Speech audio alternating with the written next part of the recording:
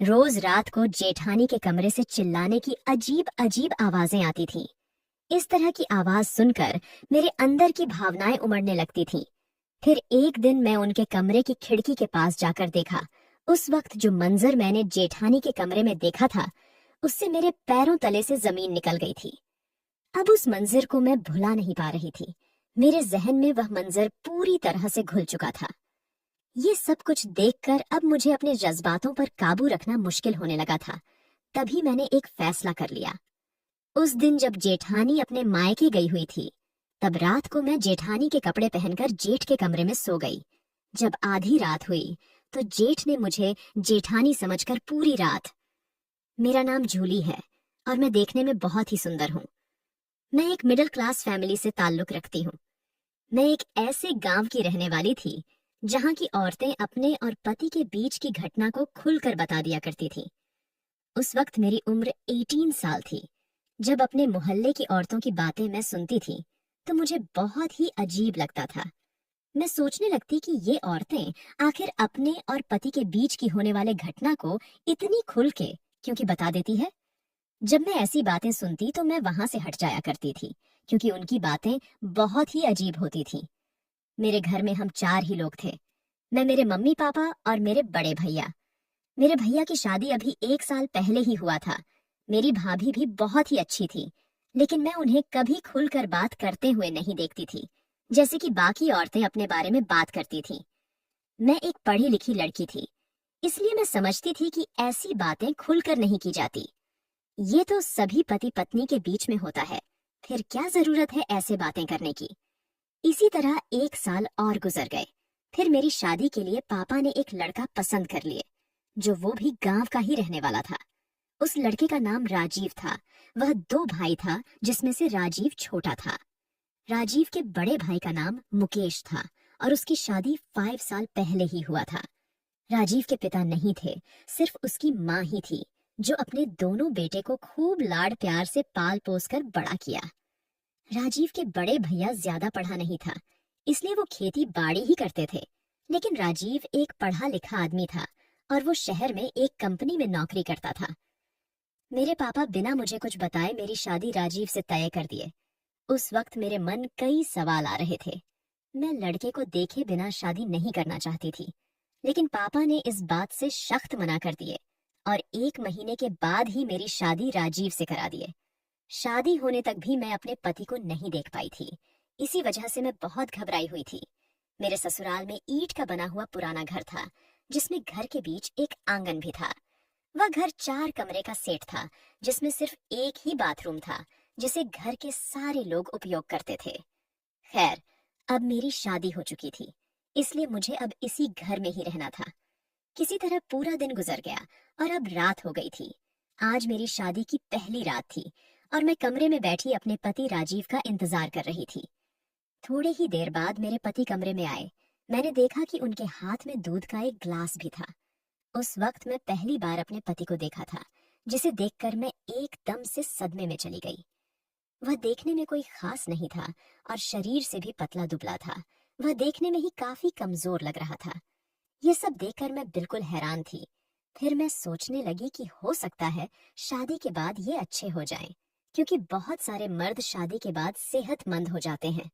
उस वक्त तो मैं इन सब बातों को झटक दिया, क्योंकि आज मेरी सुहाग रात थी, जिसे मैं एक यादगार बनाना चाहती थी।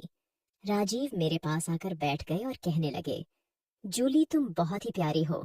तुम जैसी पत्नी पाना मेरी ख्वाहिश थी, जो आज पूरा हो गया है। राजीव दूध का ग्लास मुझे देते हुए कहा कि इसे पी लो। मैंने कहा, मैं आपकी पत्नी हूँ और पहले मैं कैसे पी सकती हूँ, इसलिए पहले आप पीजिए। फिर उस ग्लास में से थोड़ा दूध राजीव पिए और बाकी का मैं पी गई। मैं उनके इस व्यवहार से बहुत खुश थी। मुझे उस वक्त राजीव का रवैया बहुत ही अच्छा लगा था। फिर राजीव ने मेरा हाथ पकड़कर मुझे अपने बाहों में कस लिया। मैं अभी जैसे ही तैयार हुई थी, वैसे ही राजीव मुझसे दूर हट गए और फिर करवट बदल कर सो गए। उसका यह रवैया देखकर मुझे बहुत अजीब लगा। भला आज हमारी शादी की पहली रात थी, जिसे मैं यादगार बनाना चाहती थी, लेकिन वो सारे सपने पल भर में टूट कर बिखर गए थे। कुछ देर बाद मैंने देखा कि वह गहरी नींद में सो गया है। उस वक्त तो मैं अपने आप को शांत किया, लेकिन फिर भी बिस्तर पर करवट बदलती रही। न जाने रात का वह कौन सा पहर था जब मेरी आंख लग गई और मैं गहरी नींद में सो गई। जब मेरी आंख खुली तो देखा कि सुबह हो गए थे। मैं उठकर अपने कमरे से बाहर चली गई तो मैंने देखा कि मेरी जेठानी बर्तन धो रही थी। मैं बाथरूम फ्रेश होने के लिए चली गई। थोड़ी देर के बाद मैं बाहर आई और जेठानी के पास जाकर उसकी मदद करने लगी। मेरी जेठानी कहने लगी कि जूली आज की रात कैसी रही, खूब मजा आया ना। उसकी इस बात पर मैं चुप रह गई क्योंकि मुझे शर्म आ रही थी। हम दोनों काम के साथ ऐसे ही बातें कर रहे थे, तभी जेठानी की 2 साल के बेटे की रोने की आवाजें आने लगी। वह कहने लगी कि जूली जरा इसे धो दो, मैं अपने बेटे को देखकर आती हूँ। इतना कहकर वह अपने बेटे को देखने कमरे में चली गई। मैं बर्तन धोने के बाद किचन में चली गई जहाँ मेरी सास सब्जियां काट रही थी। मुझे देखते ही कहने लगी कि बहू आ जाओ, मैंने सब्जी काट दी है, तुम जरा सबके लिए चाय बना दो। थोड़ी ही देर में मैंने चाय बनाकर सबको दी, फिर जेठानी के साथ खाना बनाने लगी। धीरे धीरे इसी तरह 10 दिन गुजर गए, लेकिन रोज रात को मैं अपने पति से निराश ही हो जा रही थी। मैं उससे पूछती कि आखिर बात क्या है, तुम इस तरह तुरंत थक क्यों जाते हो, तो वो इसका कुछ जवाब नहीं देता और मुंह फेर कर सो जाता। मैं उस वक्त तड़प कर रह जाती और अपने जज्बातों पर काबू रखने की भरपूर कोशिश करती, फिर जैसे तैसे करके रात बिता लेती। ये मेरे लिए एक ऐसी घटना थी जिसे मैं किसी को बता भी नहीं सकती थी। अगले ही दिन मेरे पति अपने काम के लिए शहर जाने लगे, लेकिन मैं भी उसे रोकना नहीं चाहती थी, क्योंकि हर औरत अपने पति के पास कुछ उम्मीद लगा कर आती है, उसका प्यार पाने आती है, जिससे उसका संसार चल सके। लेकिन मेरे पति से कुछ भी नहीं हो पा रहा था। जैसे वो देखने में दुबला पतला था, वैसे ही उसके अंदर कुछ करने की ताकत ही नहीं थी। औरत को सिर्फ रुपए पैसे या खाना पीना नहीं चाहिए, उसे अपने पति से कुछ और भी चाहिए होती है। वो उम्मीद लगाकर आती है कि अपने के साथ बहुत खुश रहेगी और उसका घर अच्छे से संभाल लेगी। जब औरत घर संभाल लेती है और अगर उसे अपने पति से वह खुशी नहीं मिलती है जो उसे अपने पति से चाहिए, तो फिर वह औरत अंदर से टूटकर बिखर जाती है। राजीव अगले ही पल अपने काम के लिए शहर चला गया और मैं यूं ही उसे देखती रह गई।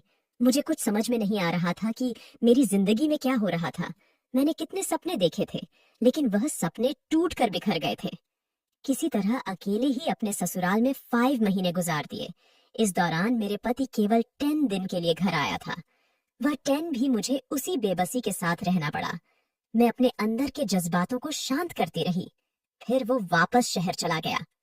वह मुझसे पूरी तरह से नजर भी नहीं मिला पा रहा था, क्योंकि उसे अपने ऊपर शर्मिंदगी महसूस हो रही थी। एक दिन मैंने अपने सास से कहा कि मैं अपने मायके जाना चाहती हूँ। सास ने मुझे मायके जाने के लिए इजाजत दे दी। अगले ही दिन मैं अपनी जेठ के साथ मायके आ गई। जेठ मुझे वहां छोड़ने के 2 घंटे बाद ही अपने घर वापस चले गए।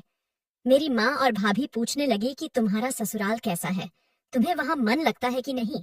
लेकिन मैं किस मुंह से कहती कि ससुराल ठीक है, पर जिसे ठीक रहना चाहिए वही ठीक नहीं है। ये बात किसी के बताने लायक नहीं थी, क्योंकि जिसे भी मैं ये बात बताती वह मेरा मजाक ही बनाता। मायके आने के बाद मैं भी उन औरतों के साथ बैठने लगी थी जो अपने पति की आपसी में हुई घटना को बताती रहती थी। मैं सिर्फ उनके बातों को ध्यान से सुनती, लेकिन मैं कुछ न कह पाती, क्योंकि मेरे पास कुछ कहने को था ही नहीं। वे औरतें जिस अंदाज में उस घटना को बताती, उससे मेरे तन बदन में एक अजीब सी सिहरन पैदा हो जाती थी। मैं भी यह सोचने लगती कि काश मेरा पति भी मुझसे इस कदर प्यार करता, लेकिन वो तो 2 मिनट में ही थक जाता है। अब मैं पूरी तरह से जवान हो चुकी थी और मुझे अब उन औरतों की बातें मेरे जहन में घूमने लगी थी। धीरे धीरे मुझे उन सब की बातों में दिलचस्पी बढ़ने लगी थी। मैं भी अपने पति के साथ जी भर के प्यार करना चाहती थी, लेकिन मन महसूस करके रह जाती थी। मायके में रहते हुए 1 महीना गुजर गया था और अब उन सारे औरतें की बातें मेरे जहन में पूरी तरह उतर चुकी थी। एक दिन अचानक मेरे जेठ मुझे अपने घर ले जाने के लिए आ गए। तभी माँ और पापा खुशी खुशी मुझे उनके साथ विदा कर दिया। फिर से मैं अपने ससुराल आ गई थी, लेकिन मेरे पति अभी तक शहर में ही था। मैं उसी उदासी के साथ फिर से उस घर में रहने लगी थी। गर्मी का महीना चल रहा था और इतनी गर्मी में भी जेठ अपने पत्नी के साथ कमरे में ही सोते थे। एक दिन रात के करीब 1 बजे मैं बाथरूम जाने के लिए उठी। जैसे ही मैं अपने जेठ के कमरे के पास पहुंची, तो मुझे जेठानी की अजीब सी आवाजें सुनाई देने लगी। मैं समझ नहीं पा रही थी कि इतनी रात को जेठानी जी इस तरह से क्यों चिल्ला रही हैं। तभी मैं उनके कमरे की खिड़की के पास जाकर अंदर देखने लगी। उस वक्त कमरे में हल्की रोशनी वाली बल्ब जल रही थी और पंखा भी रेंग रहा था। गर्मी के कारण खिड़की खोल दिए थे। उस वक्त कमरे का जो मंजर मैंने देखा, उससे मेरे अंदर जज्बातों की एक लहर दौड़ने लगी थी। मुझे लगने लगा था कि काश मुझे भी मेरे पति से ऐसा सुख मिल पाता। मैं अंदर से डरी हुई भी थी कि कहीं मुझे इस तरह से झांकते हुए कोई देख न ले। तभी मैं वहां से बाथरूम चली गई और वापस आकर अपने कमरे में लेट गई। उस वक्त नींद मेरी आंखों से कोसों दूर था। मैं अपने बिस्तर पर करवटें बदल रही थी और अपने आप को कोसे जा रही थी। धीरे धीरे इसी तरह मेरी शादी को 1 साल हो गए, लेकिन अभी तक मैं वह सुख से वंचित थी। एक रात वापस से वही मंजर मुझे देखने को मिला। आधी रात को जब मैं गर्मी की वजह से बाहर निकली, तो मुझे फिर से वही आवाजें सुनाई देने लगी। मैं वापस उसी खिड़की के पास जाकर खड़ा हो गई और अंदर का नजारा देखने लगी, जिसे देखकर मेरे अंदर के जज्बात भी भड़कने लगी। जब सुबह हुई तो मैंने देखा कि जेठानी लंगड़ा कर चल रही है। फिर मैंने पूछा कि जेठानी जी, क्या बात है, आपकी तबीयत ठीक नहीं है क्या? वह कहने लगी कि हाँ ठीक है, बस थोड़ा सा कमर में दर्द है, दवा लूंगी तो ठीक हो जाएगा। मैंने मजाक में ही कह दिया कि लगता है जेठ जी कुछ ज्यादा ही प्यार लुटा रहे हैं। तभी मेरी जेठानी शर्मा गई और कहने लगी, तुम्हारे जेठ जी पूरा दिन खेत में काम करते हैं, फिर भी वह रात को मुझे नहीं छोड़ते। मैं उनको कहती भी हूँ कि इतना काम करने के बाद आप थके होते हैं, फिर हर दिन क्या जरूरत है ये सब करने की? लेकिन वो कहते हैं कि मुझे तुमसे प्यार किए बिना रहा नहीं जाता है, तो मैं क्या करूं? जेठानी की ऐसी बातें सुनकर कि काश मेरा पति भी इस कदर मोहब्बत करता, लेकिन जिस तरह से जेठ जी जेठानी जी को मोहब्बत करते थे, उससे तो उनको इतना दर्द होना आम बात थी। उसी दिन जेठानी जी के मायके से फोन आया। उनकी माँ की तबीयत ठीक नहीं थी, तो जेठानी जी को उनकी माँ वहां बुला रही थी। अगले दिन सुबह जेठानी जी अपने मायके जाने के लिए जेठ जी के साथ तैयार थी। फिर कुछ ही देर बाद वे सब चले गए। जाते जाते जेठानी जी मुझे कह गए कि तुम्हारे जेठ आज शाम को ही वापस लौट जाएंगे, तो तुम रात को उन्हें दूध गर्म करके दे दिया करना, क्योंकि मुझे अपनी माँ के लिए वहां 1 महीने रुकना पड़ेगा। मैंने जेठानी जी से कह दिया कि आप फिक्र ना करें, मैं उनका अच्छे से ख्याल रखूंगी। जब शाम हुई तो जेठ जी वापस घर आ गए। फिर रात का खाना खाने के बाद सभी अपने कमरे में चले गए। मैंने दूध गर्म किया और जेठ जी को देने उनके कमरे में चली गई। वहां मैंने देखा कि कमरे में हल्की रोशनी वाली बल्ब जल रही थी और जेठ जी अपने बिस्तर पर लेटे हुए थे। मैंने टेबल पर दूध का ग्लास रख दिया और वापस अपने कमरे में आ गई। लेकिन अब मेरे कदम लड़खड़ाने लगे थे। मेरे जहन में वो सब बातें और जेठ जी के कमरे का देखा हुआ मंजर मेरे आंखों के सामने आने लगा था। मैं ये सोचने लगी थी कि मेरा पति मुझे कभी इस कदर प्यार नहीं कर सकता, क्योंकि वो तो नपुंसक था। मैं कोई फैसला नहीं ले पा रही थी कि मैं क्या करूं। तभी मेरा ध्यान अपने जेठ के ऊपर जाकर टिक गया। मैंने सोचा कि जेठानी भी यहाँ नहीं है, तो क्यों ना उसके जगह पर मैं अपनी हाजिरी लगा दूं। फिर मैंने सोचा कि कहीं ये बात जेठ को पता चल गई तो वो मेरे बारे में क्या सोचेंगे। फिर मैंने बिना वक्त गंवाए जेठानी के कपड़े पहनकर जेठ जी के कमरे में जाकर सो गई। जब आधी रात हुई तो जेठ जी ने जेठानी समझकर मुझे, उस दौरान मेरा चेहरा जेठ जी को दिख गया। तभी वह घबराकर कुछ बोलने जा रहे थे, लेकिन मैंने उनके मुंह पर अपना हाथ रख दिया और उनसे कहा कि होने दीजिए, जो हो रहा है, क्योंकि आपका भाई आज तक मुझे कोई खुशी नहीं दे पाया है। मेरी बात जेठ जी को समझ आ गई और फिर वह दोबारा से तैयार हो गए। फिर 2 घंटे के बाद मैं वहां से उठकर अपने कमरे में आ गई। आज मैं बहुत खुश थी, क्योंकि सच्ची खुशी मुझे आज मिली थी। इस खुशी के लिए मैं कितने दिनों से तरस रही थी। पर दुख इस बात का था कि जो खुशी अपने पति से मिलनी चाहिए थी, वह खुशी मुझे अपने जेठ से मिली थी। अब जब तक जेठानी यहाँ नहीं थी, तब तक मैं अपने जेठ की सेवा कर रही थी। जेठ जी भी बहुत खुश रहते थे। इसी तरह अब हर रोज होने लगा था। लेकिन एक दिन जब मैं जेठ जी के कमरे से निकलकर अपने कमरे में जा रही थी, तब मुझे उनके कमरे से निकलते हुए मेरी सास ने देख लिया था। उस दिन के बाद वह मुझ कर नजर रखने लगी। उसी तरह अगले दिन भी मुझे सास ने जेठ के कमरे से निकलते हुए देख लिया। फिर वह मेरे पीछे पीछे मेरे कमरे में आ गई। वह कमरे में आते ही कहने लगी कि तुम इतनी रात को अपने जेठ के कमरे में क्या करने गई थी? मैं 2 दिन से देख रही हूँ कि तुम आधी रात को मुकेश के कमरे से निकलती हो। ये सब अपने जेठ के साथ करते हुए तुम्हें शर्म नहीं आती? मैंने तो सोचा था कि तुम एक शरीफ घर की लड़की हो, लेकिन तुम तो बहुत बच्चन लड़की निकली। मेरी सास गुस्से में ये सब कह रही थी। तभी मैंने कहा कि सासू माँ, अब बस कीजिए। आपका छोटा बेटा नपुंसक है, क्या आप ये नहीं जानती थी? फिर भी आपने उसकी शादी मुझसे करवा दी। क्यों? ताकि आपकी इज्जत बची रहे। कोई आपको ये ना कह सके कि आपका बेटा नपुंसक है। आपने सिर्फ अपने बारे में सोचा, लेकिन मेरा क्या, जो मैं शादी के बाद से अभी तक ऐसे ही पड़ी थी। एक औरत उतना ही बर्दाश्त कर सकती है जितना उसके पास बर्दाश्त करने की क्षमता होती है, लेकिन जब उसे विश्वास हो जाए कि उसे पूरा जीवन ऐसे ही तड़प तड़प कर गुजारनी है, तब वह इस तरह का रास्ता अपनाने लगती है। मेरी बात सुनकर सास एकदम से चुप हो गई। वह कहने लगी कि मुझे लगा कि आगे चलकर सब कुछ ठीक हो जाएगा। अब 2 दिन से मेरी और सास के बीच बातचीत नहीं हो रही थी। जब ये बात मेरी सास ने मेरे पति राजीव को बताया तो वह भी शर्म से कुछ कहने को तैयार ही नहीं था और फिर फोन काट दिया। अब ये सब मुझसे बर्दाश्त नहीं हो रहा था। तभी मैंने हमेशा के लिए अपने मायके जाने का फैसला कर लिया। अगले दिन सुबह मैंने अपना सामान पैक किया और मायके के लिए निकल गई। जब मायके पहुंचकर ये सारी बातें अपनी माँ और भाभी को बताई तो उन्होंने फोन करके मेरी सास को बुरा भला कहने लगे। मैं अब एक बेबस और लाचार की तरह माँ के यहाँ रहने लगी, लेकिन मेरा दुख उन लोगों से देखा नहीं जा रहा था। फिर मेरे भैया और पापा मेरे लिए दूसरा रिश्ता देखना शुरू कर दिए।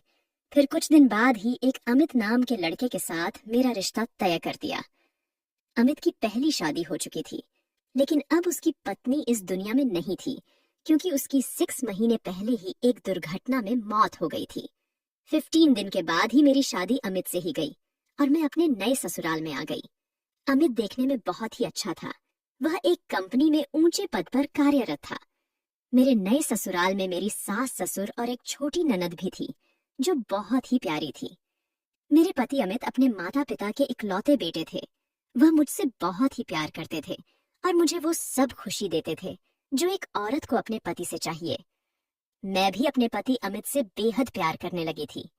फिर धीरे धीरे करके सारी पुरानी घटना को भुलाकर एक नए जीवन को जीने में मग्न हो गई, क्योंकि अब मुझे गलत रास्ते पर चलने की जरूरत ही नहीं थी। मुझे वो सारी खुशियां मिल रही थी, इसलिए मैं अपनी जिंदगी को अच्छी तरह से बिना किसी छल कपट के जीने लगी थी।